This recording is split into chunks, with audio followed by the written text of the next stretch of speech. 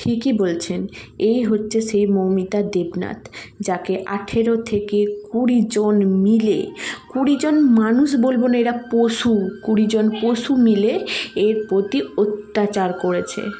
এমন অত্যাচার যেটা আমরা শুনলে আমাদের গা শিউরে উঠছে।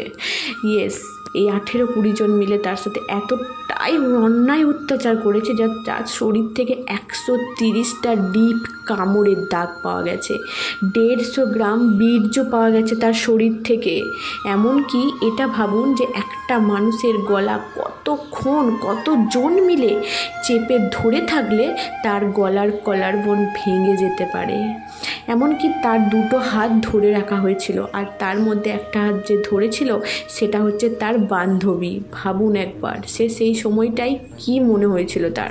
একটা মানুষের কষ্ট হলে তার চোখ দিয়ে জল ঝরে, কিন্তু না, মৌমিতা দেবনাথের চোখ দিয়ে রক্ত ঝরেছিল। ভাবতে পারছেন, ফিল করতে পারছেন তার কষ্টটা? এমনকি তার হাতের নখগুলো ভেঙে ফেলা হয়েছিল, উপড়ে ফেলা হয়েছিল তার নখগুলো। ভাবুন একবার তার কতটা কষ্ট হয়েছিল। তার আর্তনাদ কেউ শুনতে পায়নি। সে চিৎকার করে সবাইকে বলতে চেয়েছিল, বাঁচাও আমাকে, কেউ বাঁচাও, কিন্তু কেউ তার গলা শুনতে পায়নি। শুনতে পেয়েও কেউ শোনার চেষ্টা করেনি। ও বারবার সবার কাছে নিশ্চয়ই বলেছিল, আমি কাউকে কিছুই বলবো না, আমাকে বাঁচতে দাও, আমি বাঁচতে চাই। কিন্তু কেউ তার কথা রাখেনি, কেউ তার কথা একবারের জন্যেও শোনেনি। আমরা এর বিচার চাই, আমরা মৌমিতা দেবনাথের বিচার চাই।